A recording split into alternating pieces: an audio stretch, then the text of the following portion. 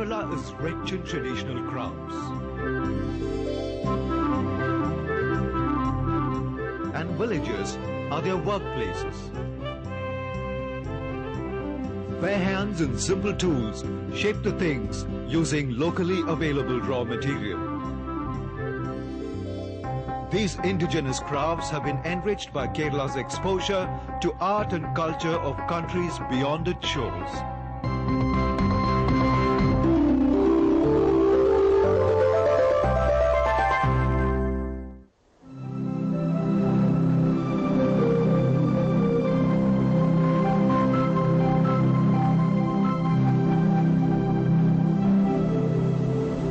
The coasts of Kerala have been a prime destination for traders from lands across the oceans.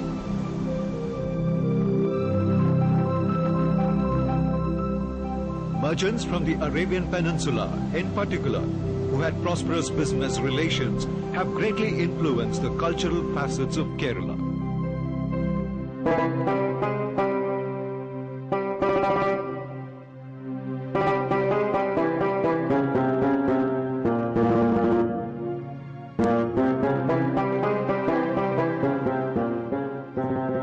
They not only bought Kerala's produce, but also commissioned local craftsmen to make things of their culture. The hookah is one such object of Oriental culture.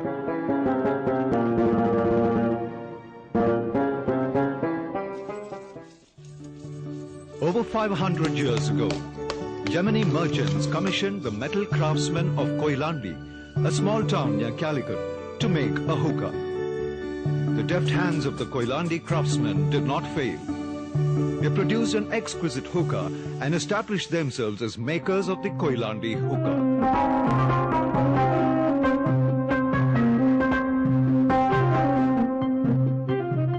The hookahs are now made wholly for export to markets in the Arabian region.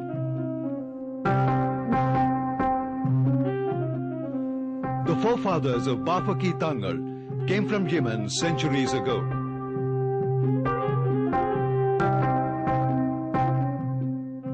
They settled in and around Koyilandi.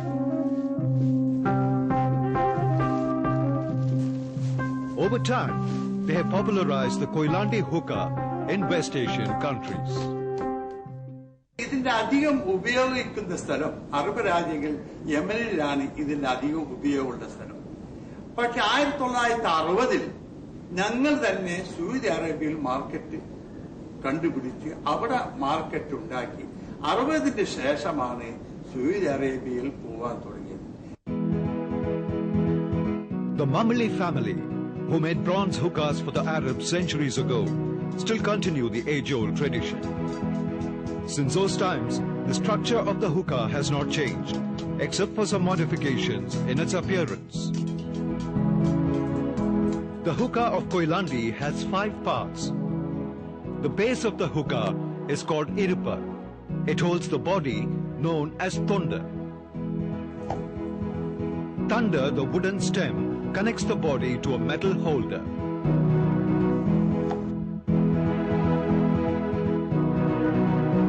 This holds tobacco for burning. The pipe is the final fitting of the hookah.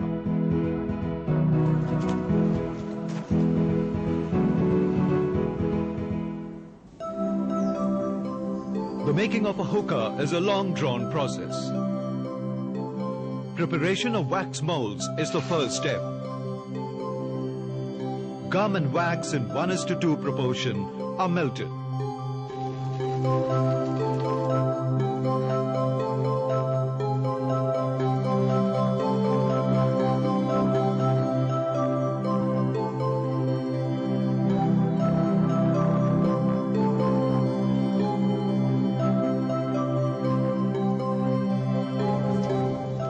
The gum wax paste is poured through a sieve into a water tray. Water helps the molten paste to condense.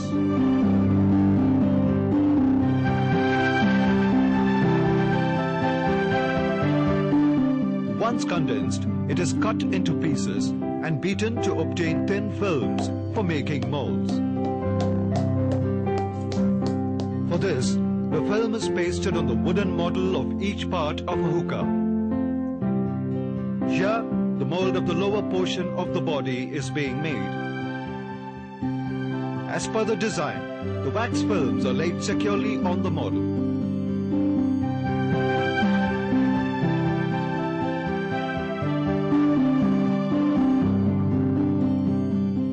Various pleasing patterns to adorn the body of the hookah are obtained by pressing wax fill on metal blocks having the required decorative patterns.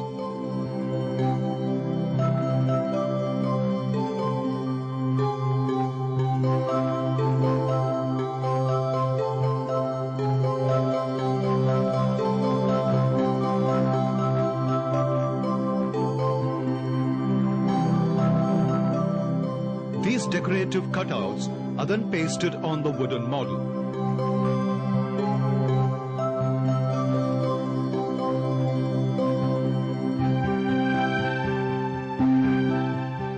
The gaps, if any, are carefully filled with molten wax.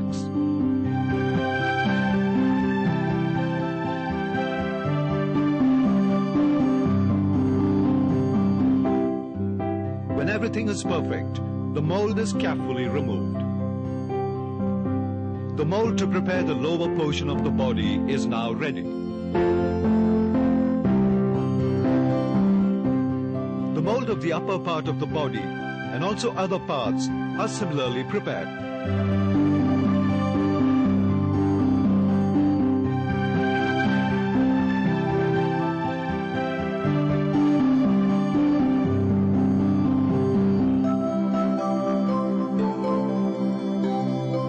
The inner and outer surfaces of the wax molds are then coated with burnt clay paste.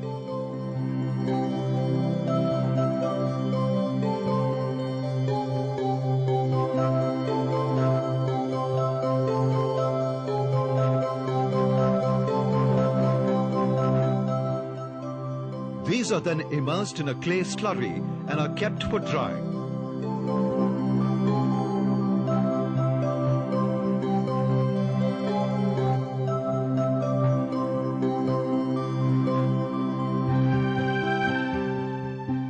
Once dried, they're given another layer of mud coating before preparing them for casting.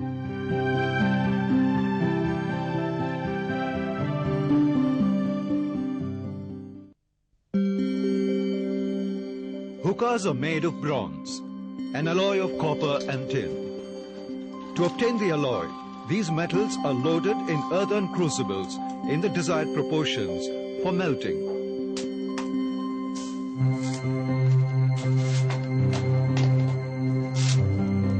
One of the furnaces is filled with the molds of the body parts of the hookah.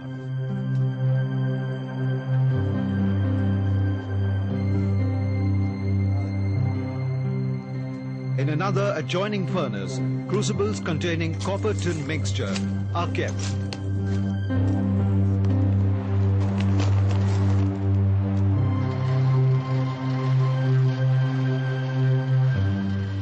The furnaces are then kept charged for about 2 hours.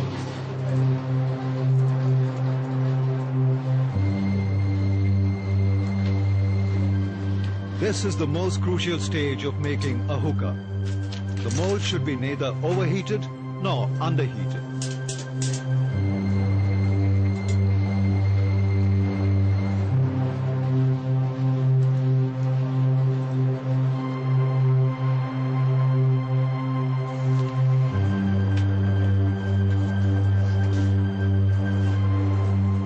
Indeed, hookah making is a hot business.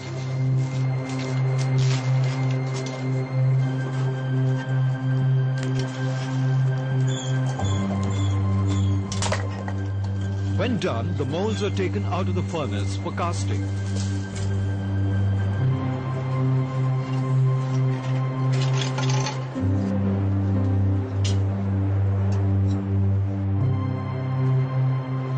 One by one, the alloy is carefully poured into the molds. The artisans take utmost care while handling the hot bronze alloy.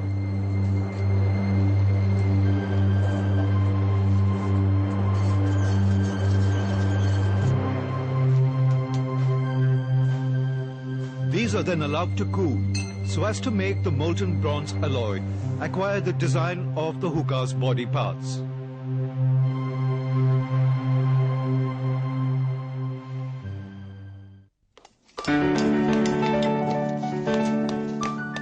Now the mud covering has to be broken to take out the bronze body parts.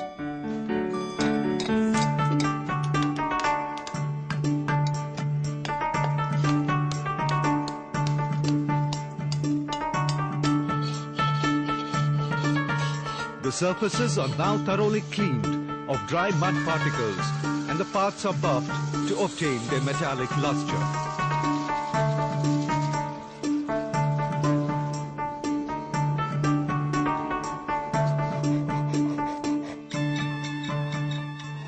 A variety of floral cutouts in bronze are fixed onto the body to enhance its aesthetic appeal.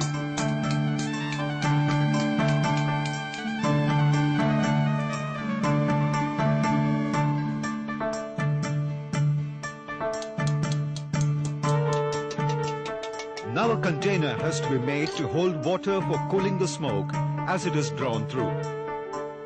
The Koyilandi hookah makers use coconut shells to make water containers. Two shells are joined to make the container.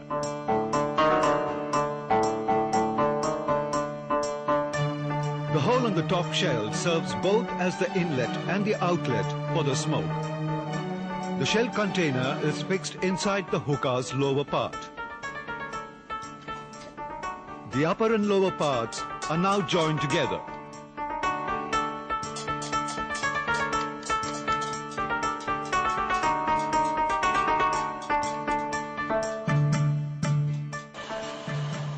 A 2-feet-long wooden stem known as the thunder connects the body to a metal holder known as tutter, which holds the tobacco for burning. A hole is drilled along the length of the stem for the smoke to waft into the water container.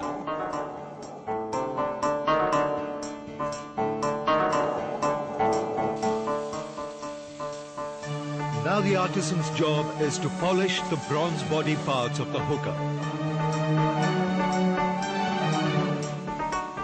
Repeated polishing gives the hookah a resplendent look, a characteristic feature of the Koyilandi hookah.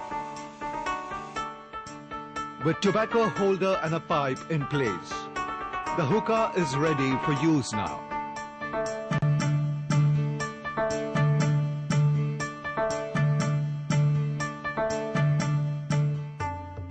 For the connoisseur of the East, there is nothing like the well-wrought, shapely and alluring hookah from Koyilandi.